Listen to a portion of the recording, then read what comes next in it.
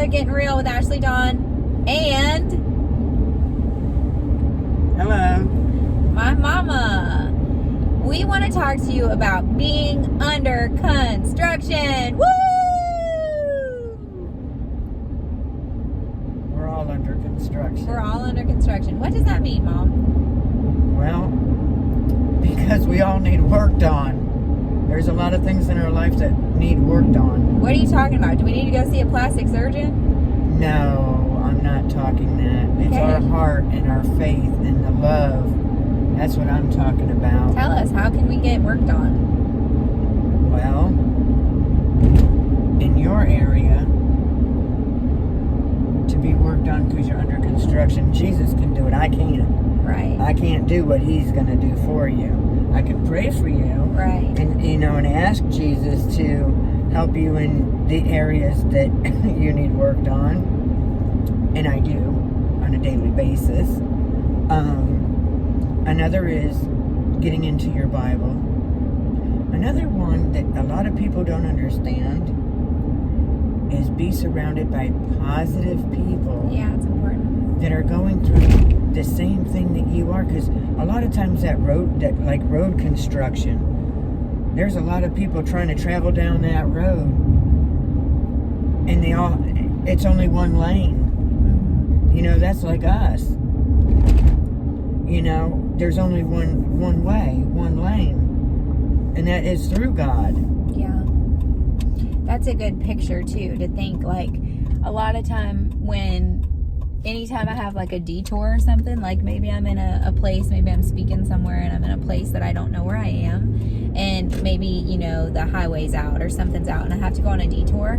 It's comforting for me when there are other people that are on that detour too. Right. Because it's almost like you have a buddy. You don't know them, they're driving ahead of you, but you don't feel so alone. Right. And I think that's very symbolic of, like, when we go through trial or hard time, it's like a detour. Yeah. And when we have somebody there going through it with us that understands the pain, I think of, you know, friends that I have in Teen Challenge and that have struggled with addiction and are currently walking in recovery. Right. It's easier for them when they have somebody to come alongside of them and help them. Somebody that understands. Right, someone that's been there. Right. And, you know, the same, I have a friend that's walking through sobriety and she's in, you know, AA. And the AA meetings help her not feel so alone. Right. And, you know, I just look at my life throughout all the different chapters that I've lived so far, and I'm sure, you know, in the future ones as well, and it makes you feel comforted to know that somebody has been there too. Right. When I went through a divorce, you know, and betrayal and all that, it was comforting to know that I wasn't the only one that had been through that. You know, I think of Lisa Tierquist in her book, you know, Wasn't Supposed to Be This Way. That book helped me understand that bad things happen to good people. You can do everything right. You can think you have it all figured out, and bad things can still happen, and you're not the only person that bad things happen to. You're not the only person that has gone through that. And so it's comforting to know that you're not alone. Right. Well, with you going through your divorce, I never experienced a divorce. Right. So you couldn't help me. I really couldn't help you. And I could pray for you, but I couldn't help you because I've never been through that. Right. I wouldn't want to go through that. Yeah.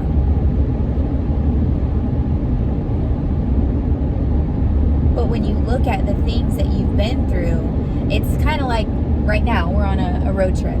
I've been here before, so I know where we're going. You have no idea where we're going, but you can rest in the fact that I do, and that I can get us there. Right. Whereas maybe if I didn't know where I was going, we would both be lost. But it's like the GPS. Right. But when somebody's going through something, it's comforting to know, well, they know the way. They're aware. Right.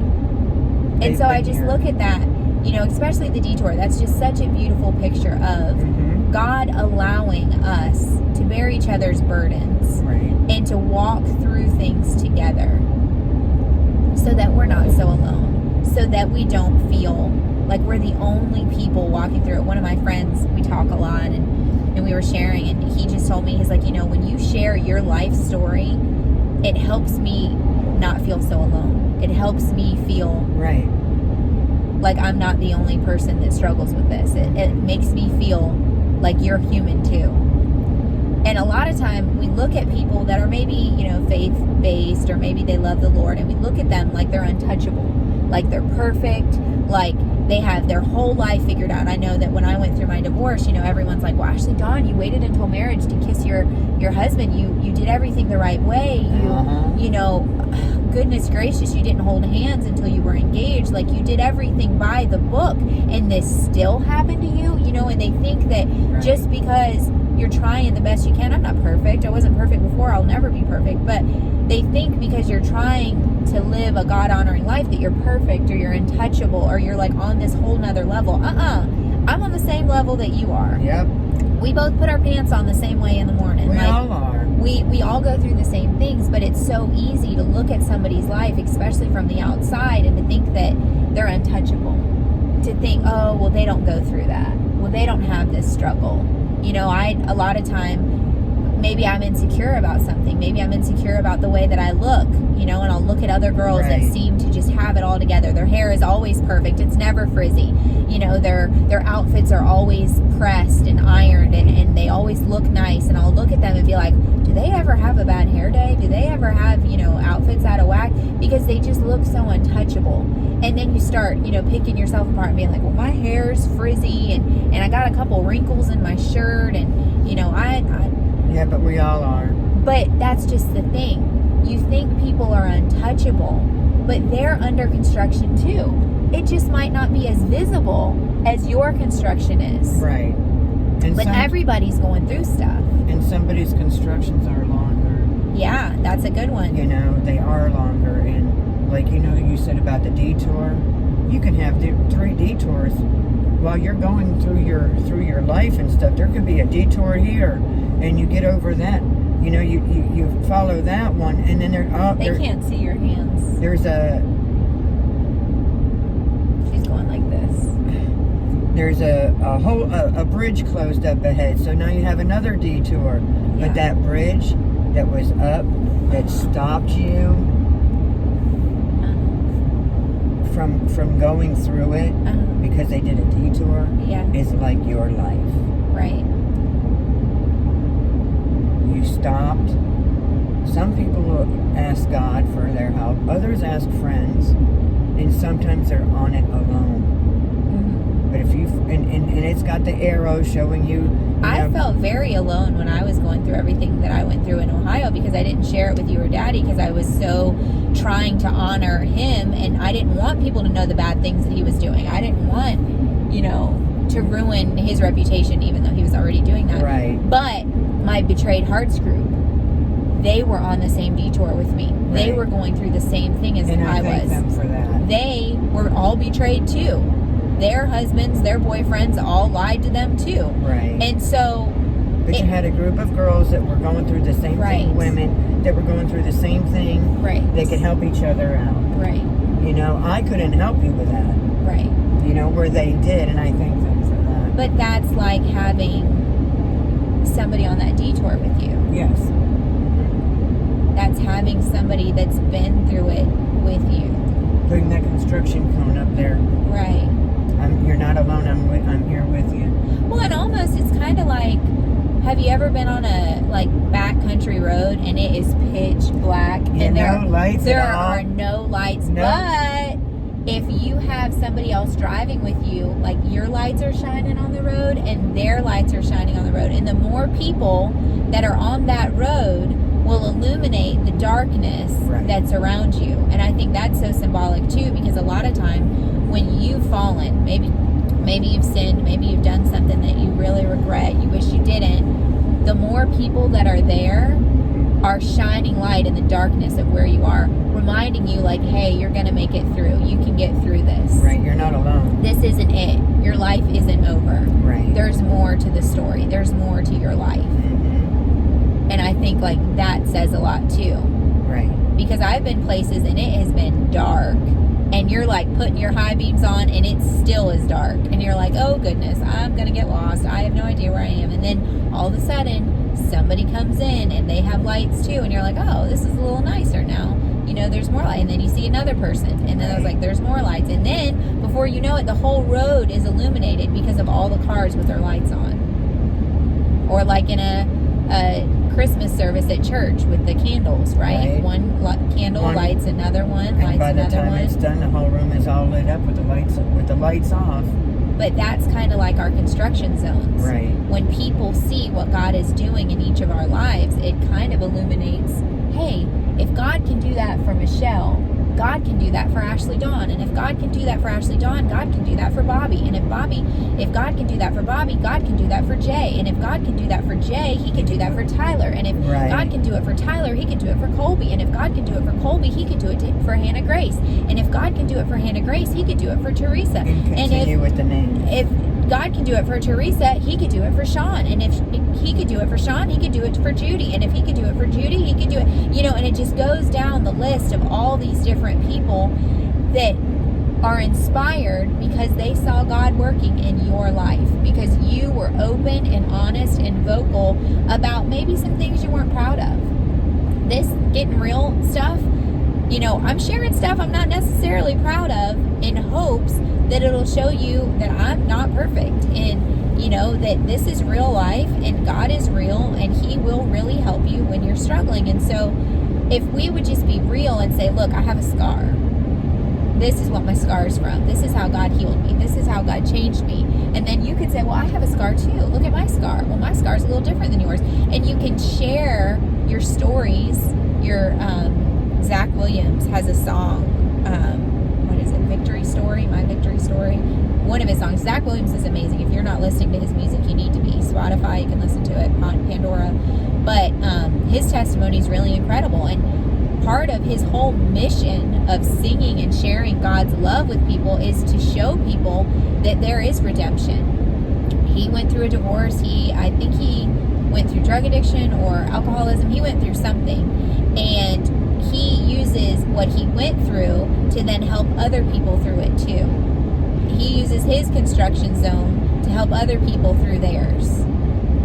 We're all under construction, every single one of us. Your pastor is under construction.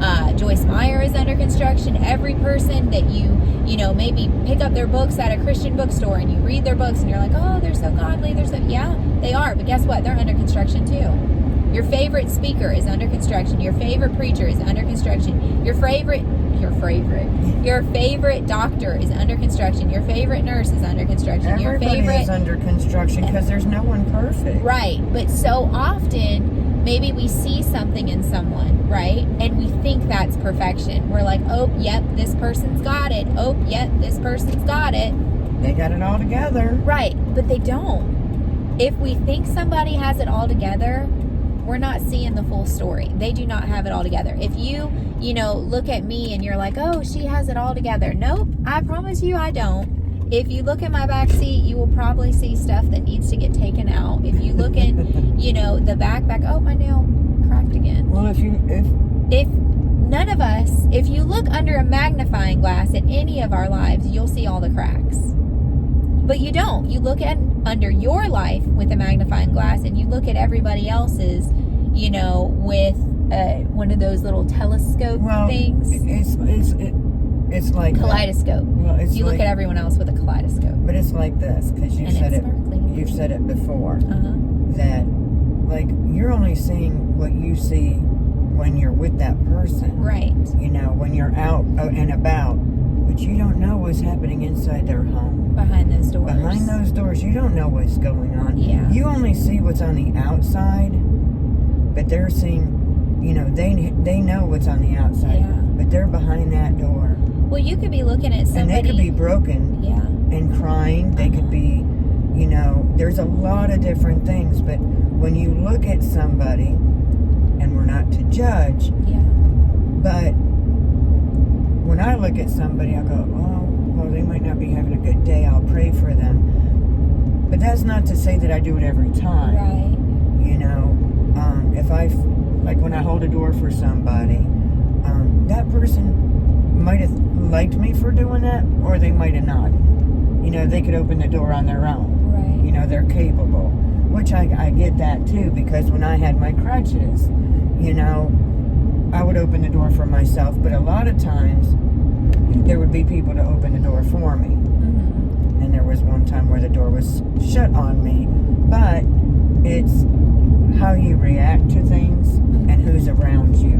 And you don't want negativity in your world.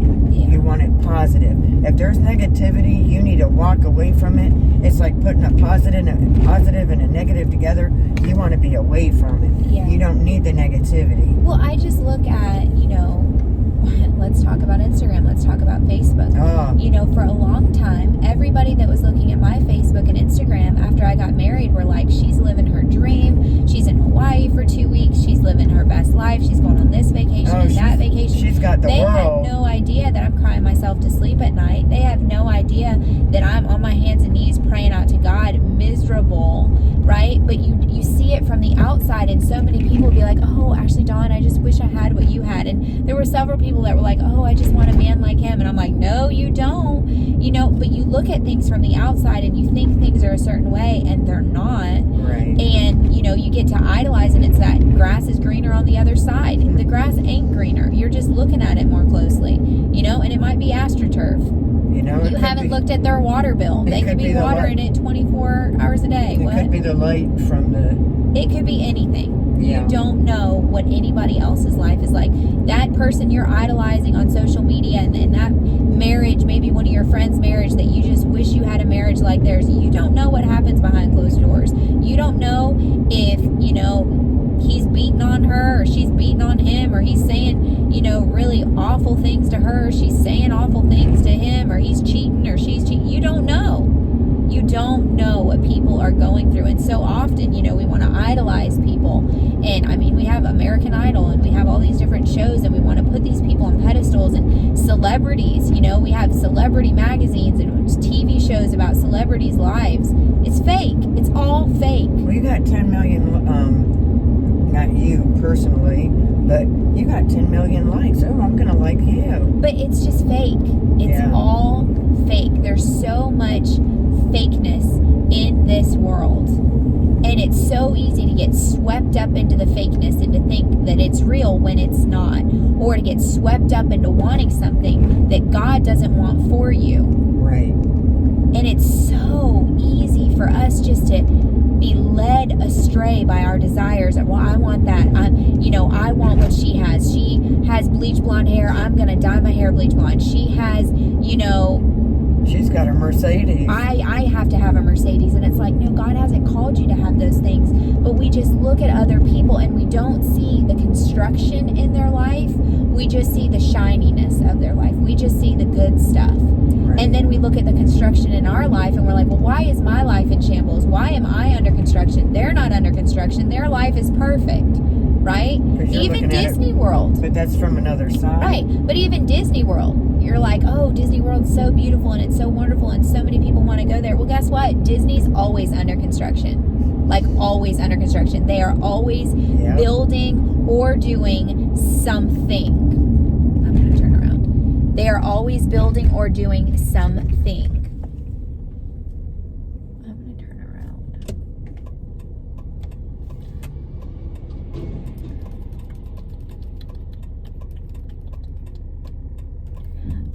They're always building or doing something, but nobody sees that, right? Everybody just sees, oh, it's Disney World, it's Disney World. No, Disney's under construction. There's going to be a ride that's broke down. There's going to be something that's not happening. But you're not seeing that because they're not wanting you to see it. And now in our lives, like, you're not seeing all the stuff that God's doing in my life unless I share it with you. Right. So let's give ourselves a lot more grace and understand we're all doing this thing called life together. We're all on a journey. None of us are perfect. Nope. My sin doesn't look like your sin. Your sin doesn't look like mine. But guess what? Every single one of us has a sin issue in our life that every day we are trying to overcome. Yep. Might not look the same, but God says that all sin is equal in the eyes of the Lord. So it's the same. We're all struggling with something. We are all under construction. And the way that we move forward is first to understand that none of us are perfect and that we are under construction. Two, that we surrender our lives to the Holy Spirit and we allow Him to build us in the way that He sees fit. And 3, that we join arms with other brothers and sisters and we help them on their journey too. That we never, point fingers. Oh, you need to do this. You need to do this. You need to do this. Try to control them. That we reach out our hand. Hey, can I help you? Can I help you up? Can I lift you up? Right. What can I do for you? We're all under construction. I posted a thing like 10 years ago. I was wearing this little pink hard hat and I said, hard hats are mandatory in my life because God is working on me and God is constructing me. And guess what? On construction sites, people wear hard hats so that the debris doesn't fall on their head. So if you're in my life, you need to be wearing a construction hat so that the debris that's being broken off of me doesn't fall on your head. I'm not perfect. I am flawed. I am imperfect. And I am a construction site in progress. So are you. So are you watching. When we realize that and we stop looking and idolizing other people and thinking their lives are so perfect and they have everything together. No, every single person has a struggle of some kind with something. Even the most seasoned lover of Jesus that has been walking with Him all their life has a struggle. Paul wrote the most incredible books in the Bible about love and about faithfulness and about trusting God. And guess what? He talked about his struggles too. So I just want to encourage you, we all are a construction site. We all are under construction. You are not alone. You are seen. You are celebrated. You are loved just as you are. And God has big, big plans for you. And I'm here for you to turn my light on, to go down this road, to be on the journey alongside of you. And if there's a detour, just look back at it. Yeah. Just look back at it to see how far you've come. Yes, that's good. Before you follow your detour further. That's good. Look behind you and see how far you've come. Amen. That's a start. That's good. Good stuff. You're so wise. Got a lot of wisdom. It's called life. I know. My little construction site. We love you. We hope you have a blessed day. Know that God loves you. And so do we. Have a great day. Love y'all. Catch you in the next one. See ya.